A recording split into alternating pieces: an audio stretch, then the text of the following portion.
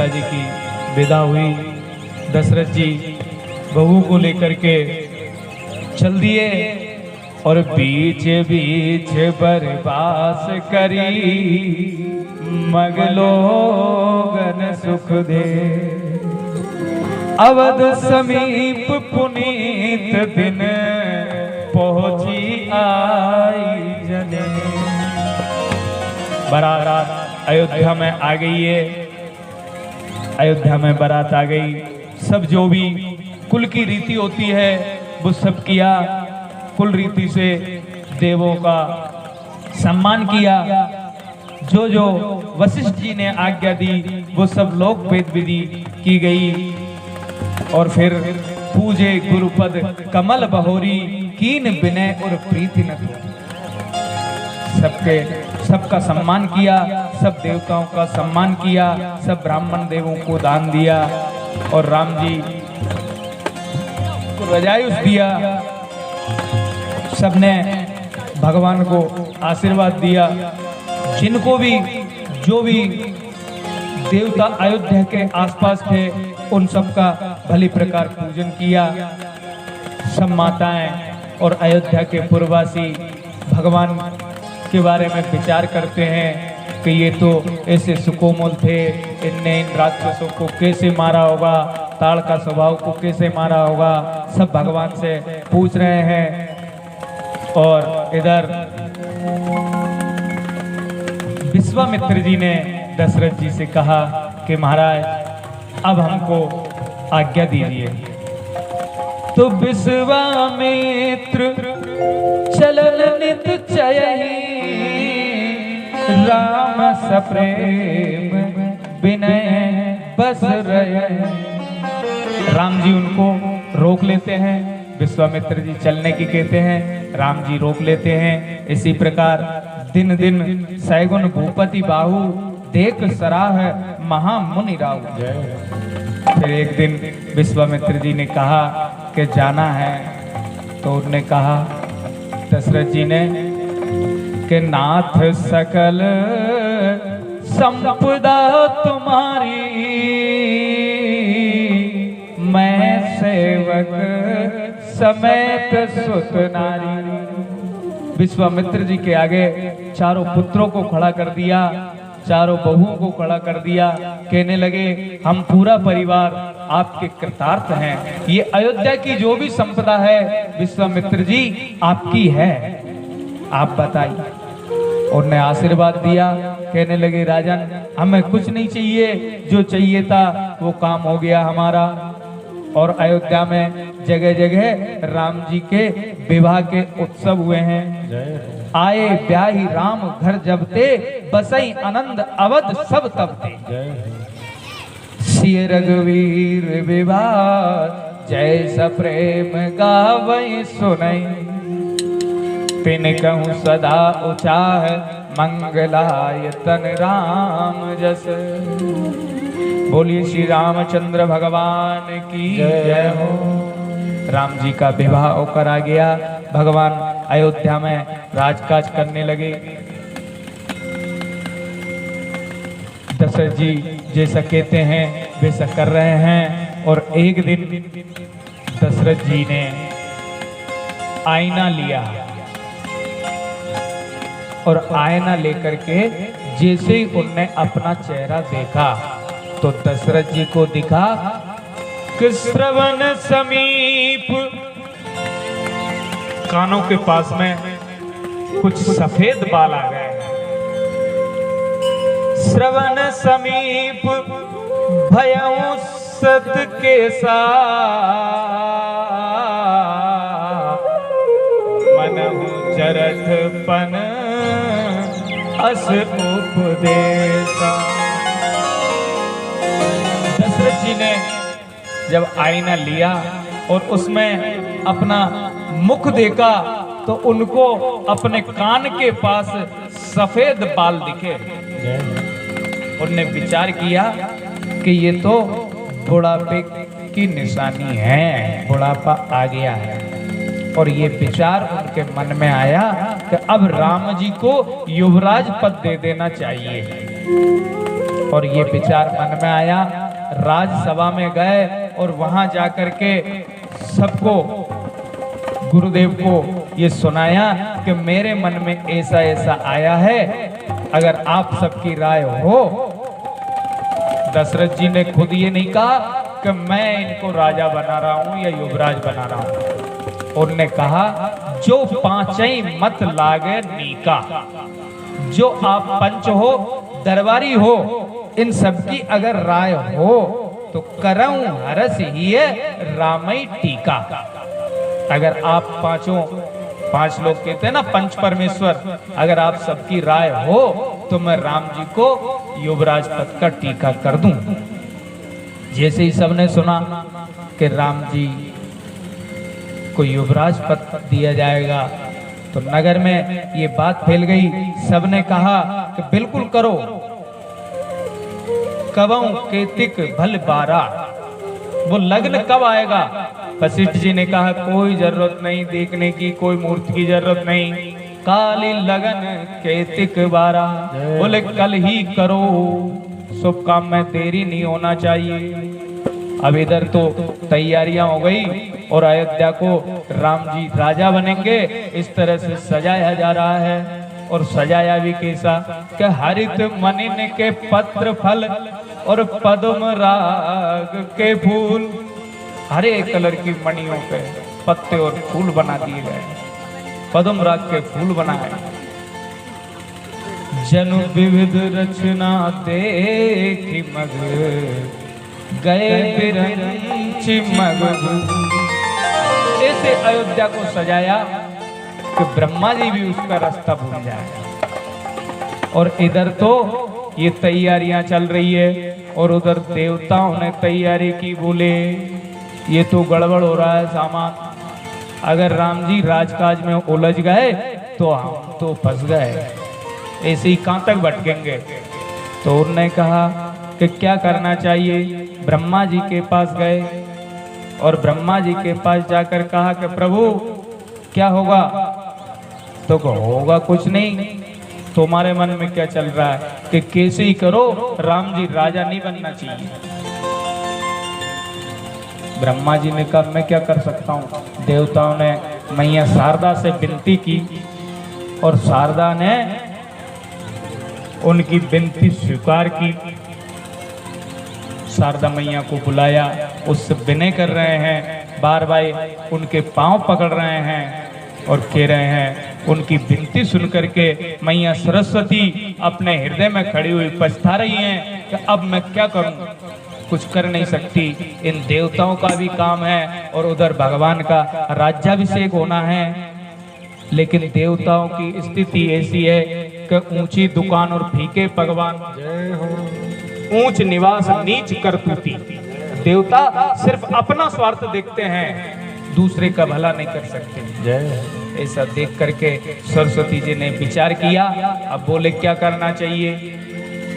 तो सरस्वती जी को घूमते घूमते कैकेयी की एक दासी मिल गई, मंथरा के नाम। मंथरा मंदमती शेरी कैकेयी के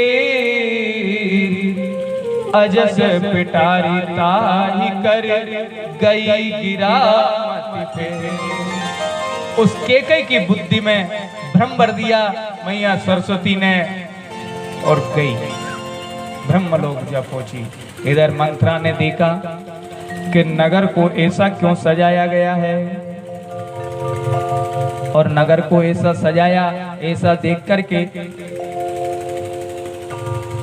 मंथरा ने देखा कि नगर सज रहा है, क्या कारण है।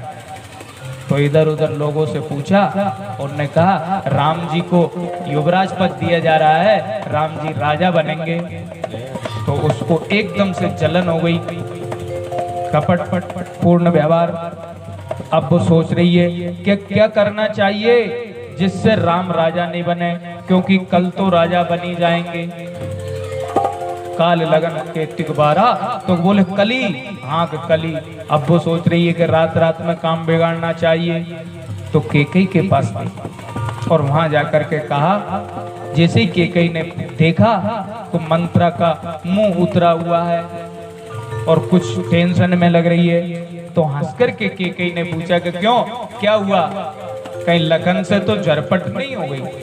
क्योंकि एक ही आदमी तेज तर्रार था। बोले कुछ कहा होगा, तो उसने इसको कह दिया कुछ। तो नहीं बोलती है मंत्र केकई से, कुछ नहीं बोल रही और लंबी लंबी सांसें ले रही है। कहने लगी हाँ आप क्या है? अरे वो तो हो गया काम। तो ऐसा होते होते केकई ने पूछा कि हुआ क्या है जो तो कह? कि कुछ नहीं हुआ, कल राम राजा बन जाएगा, तुम इधर कौवे उड़ाना। है राम तो मेरा प्रिय है। कि नहीं अब ऐसा ही होना है। कद्रु विनीतई दीन दुख तुम्हें कौशला देव। जय हो। कद्रु ने विनीता को दुख दिया है, तुमको कौशल्या दुख देगी। और लखन भरत केत खाने में होंगे और लखन तो राम जी के प्रिय हैं, वो तो उनके साथ रहेंगे, उनको मंत्री पद दे दिया जाएगा। कहीं ऐसा तो नहीं हो सकता, कहीं ये सोतों का मामला ऐसा ही रहता है। इनने कोई चाल चल दी और दशरथ जी ने राम जी को युवराज घोषित करने की तैयारी कर ली। भरत शत्रुघ्न तो यहाँ है ही नहीं, तुम्हारा पुत्र होता तो कुछ बात होती। तो बोले क्या करें हम तो ऐसा। तो तुम एक काम करो, केकई को भी ध्यान नहीं था, तो तुमको 2 वचन लेना है दशरथ जी से, वो मांग लो। तो क्या मांगू उनमें? कि एक में राम का वनवास और दूसरे में भरत का राज तिलक, ऐसा कर लो। तो उसने तमाम तरह से केकई को इधर उधर से घुमा के और बहुत डर बताए, सोच के ध्रुव की कथा सुनाई और कहा कि अगर आज की रात निकल गई तो कल पूरा काम बिगड़ जाएगा। अगर आज की रात निकल गई तो कल तो राम राजा बन जाएंगे। तो फिर क्या करो? तो कोप भवन में चले जाओ। केकई ने अपने पटभूषण सब त्याग दिए और कोप भवन में पहुंच गई। अब दशरथ जी जब रात्रि को दरबार से निपटकर शाम के समय केकई के भवन की ओर गए तो वहां देखा तो केकई उनके भवन में नहीं है। दशरथ जी ने दासियों से पूछा कि केकई कहाँ है? बोले कोप भवन में है। तो जैसे ही सुना दशरथ जी ने कोप भवन में है तो दशरथ जी तो आधे व्याकुल हो गए। बोले पता नहीं क्या कारण है कि ये कोप भवन में पहुंच गए। और इधर तो आनंद से आए थे, केकई को समाचार सुनाने आए थे कि कल तुम्हारे प्रिय पुत्र राम को राज तिलक किया जाएगा। दशरथ जी ने विचार किया कि हो क्या सकता है, हो सकता है किसी ने कुछ कह दिया होगा। वहां जाकर देखते हैं, उनसे पूछते हैं कि किस कारण से तुम नाराज हो। बहुत तरह से बातें करते हैं, बार बार उनसे कहते हैं हे सुलोचनी, हे पिगवचनी, कुछ तो बोलो, मुझे कारण सुनाओ, किस कारण तुम नाराज हो।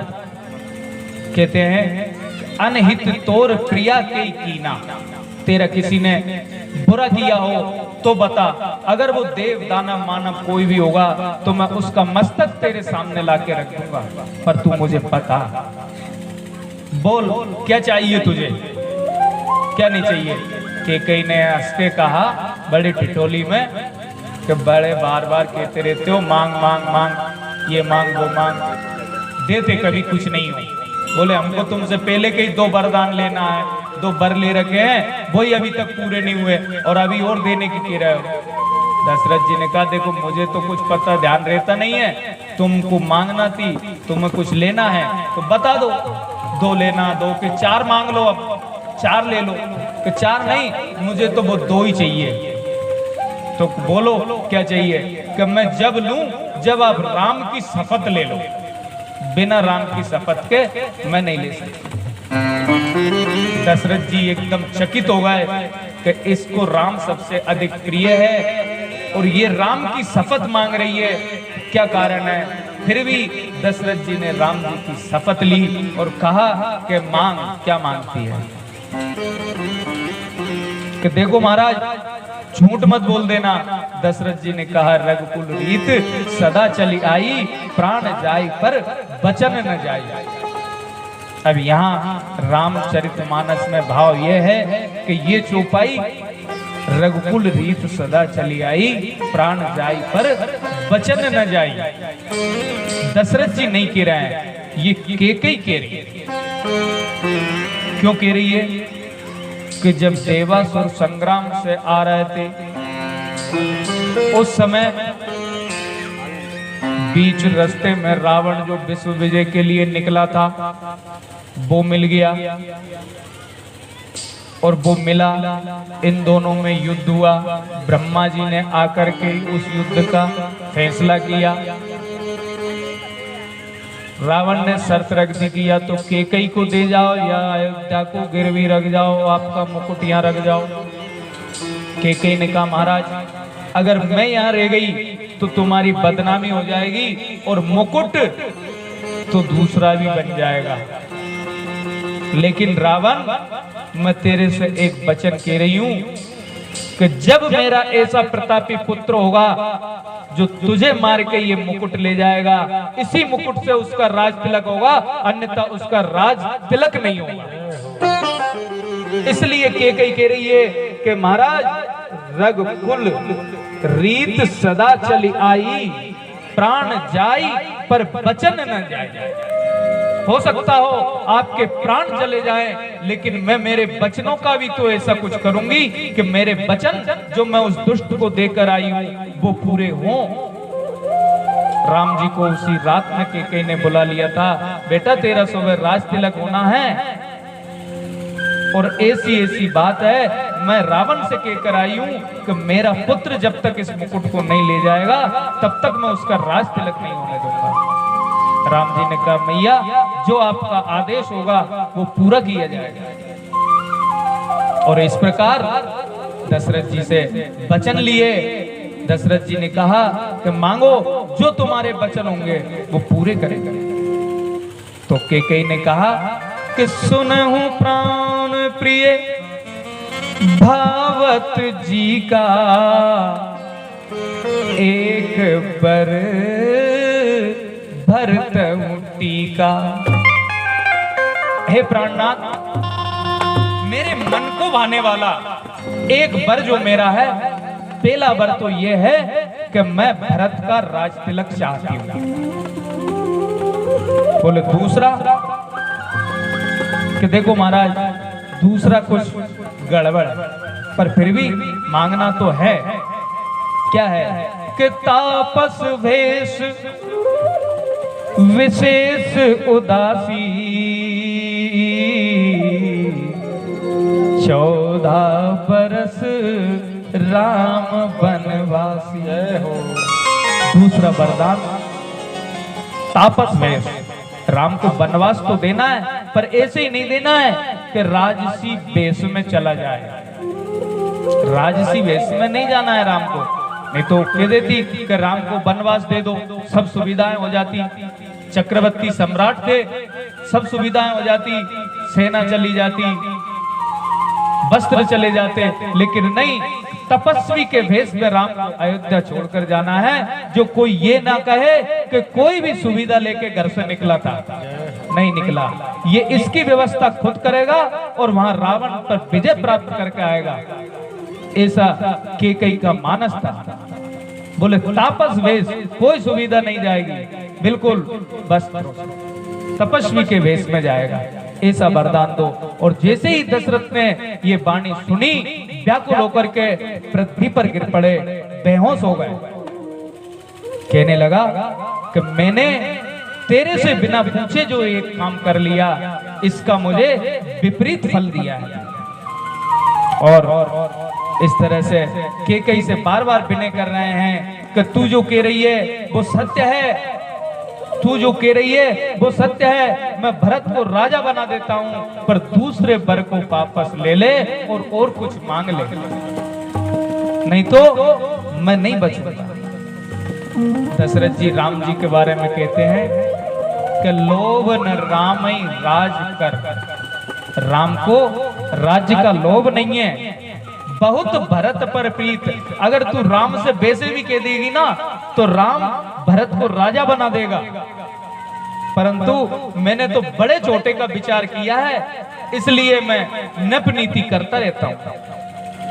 मैंने राजनीति के हिसाब से, राजाओं की नीति के हिसाब से बड़े छोटे का भेद देख करके राम को राजा बनाने का उपक्रम कर लिया है। वो कहती है मैं कुछ नहीं सुनना चाहती, देना हो तो यश, नहीं देना हो तो मना करो महाराज। शिव ददीच हरिचंद नरेशा, धर्म हेतु हित सहे कलेसा। अगर आपका कुल है, इसमें शिवी कुल भी है, इसमें हरिश्चंद्र भी हैं। अरे जब तुम्हारे कुल में ऐसे ऐसे कष्ट सहने वाले हुए हैं जिनने अपने धर्म की रक्षा की है, तो आप मेरे 2 वरदान नहीं दे सकते क्या? ऐसा कह रही है।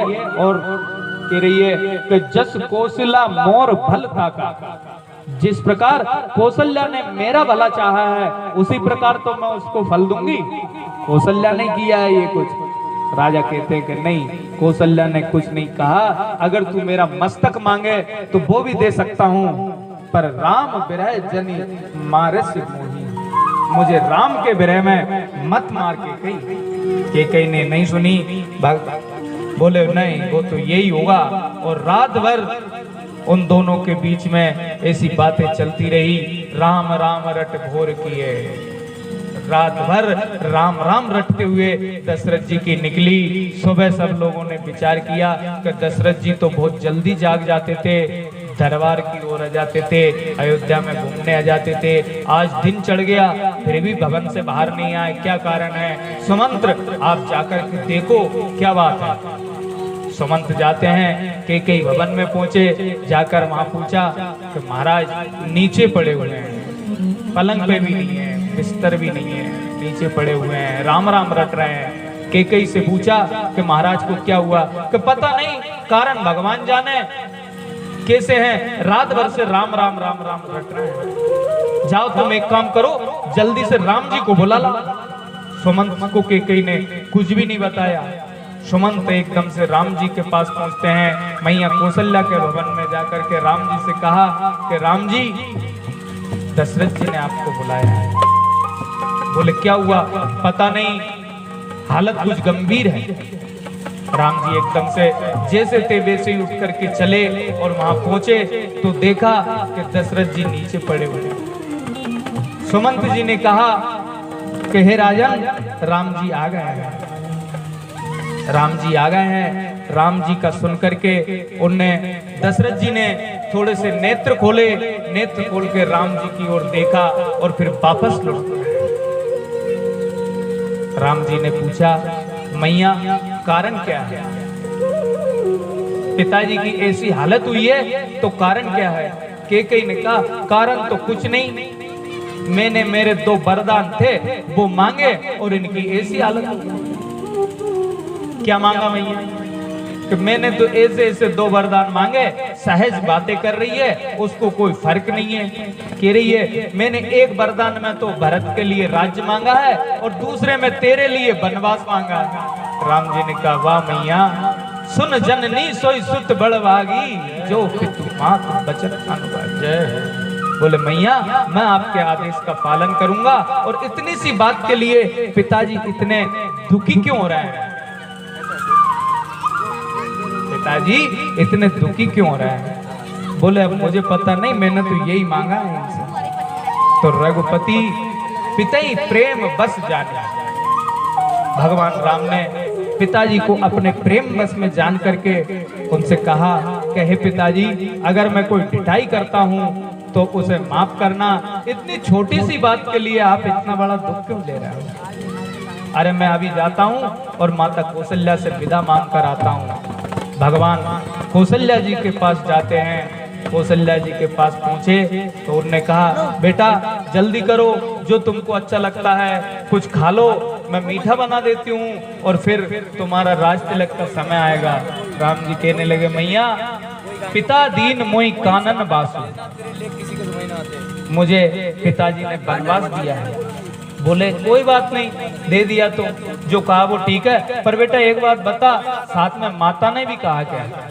बोले हाँ दोनों की सहमति है, तो बिल्कुल जाइए। फिर मैया कौशल्या जी ने सहर्ष आज्ञा दे दी।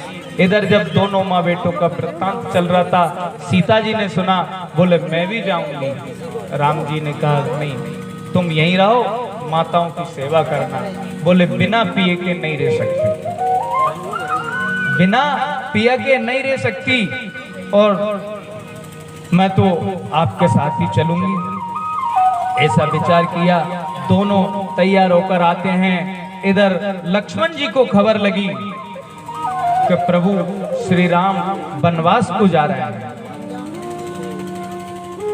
प्रभु श्री राम वनवास को जा रहे हैं। ऐसा सुनते ही दौड़कर आए और कहा कि हम भी चलेंगे।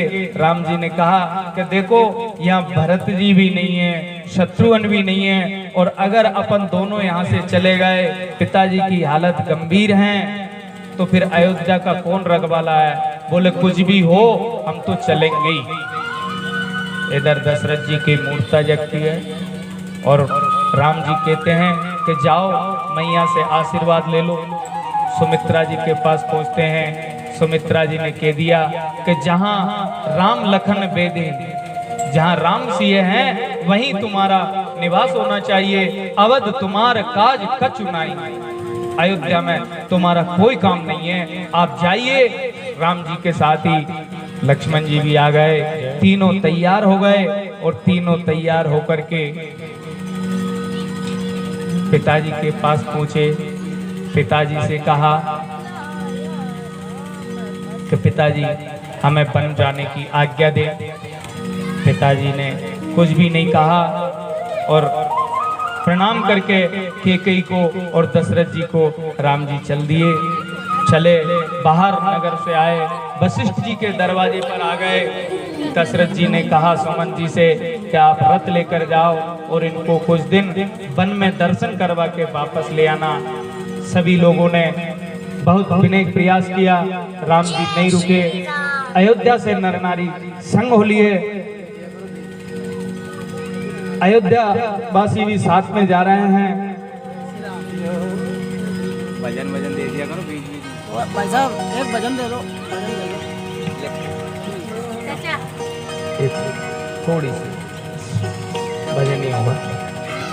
और सब भगवान के साथ चल दिए। सुमन जी ने रथ तैयार किया, वशिष्ठ जी के दरवाजे ला करके राम जी ने अयोध्या का पूरा भार वशिष्ठ जी को दिया और कहा कि जैसे भी हो पिताजी को समझाना, ये कोप सर जान करके उनको संतावना देना, और अगर आप मुझे मानते हो, नगरवासियों से कहा अगर आप मुझे मानते हो तो दशरथ जी का सब ख्याल रखना। ऐसा कह करके चल दिए। इधर दशरथ जी कहने लगे, सकई न बोले बिकल नर नाहूं, शोक जनित उर्दा गुनदा। राम जी ने आज्ञा मांगी। अब आज्ञा कौन दे? आज्ञा नहीं दे रहे हैं।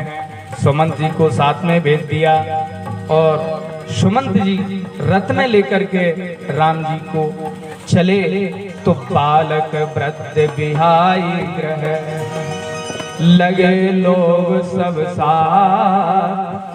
सब चल दिए, राम जी के साथ ही चल दिए और तमसा तीर निवास किए प्रथम दिवस रघुनाथ।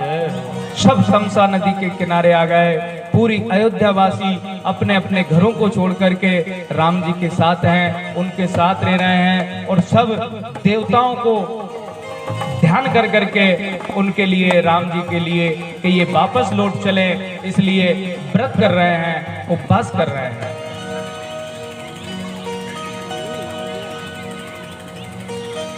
व्याकुल दशरथ के लगे रथ के पथ पर रथवीन वन वन फिरे राम सिया दे दिन रहे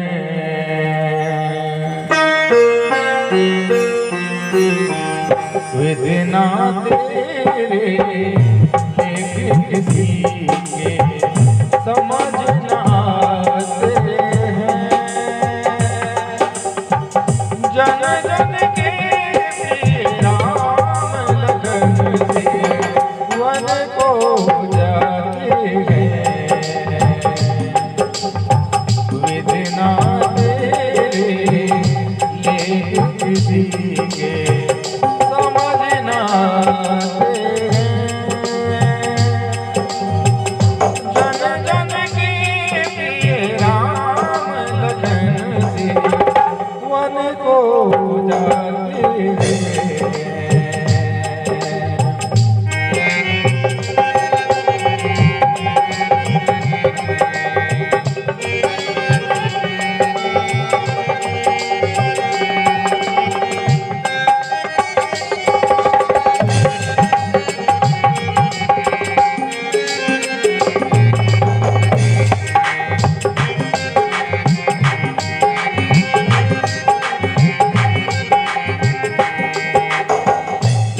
राजा के राज दुलारे वन वन फिरते मारे मारे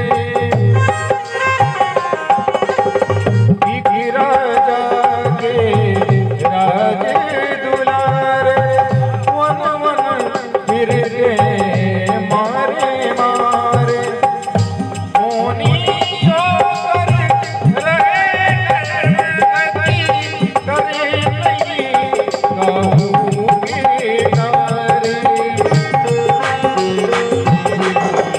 सबके कष्ट मिटाने वाले कष्ट उठाते हैं महलों की वासी जंगल में कुटी बनाते हैं विधना तेरे ले किसी के समझना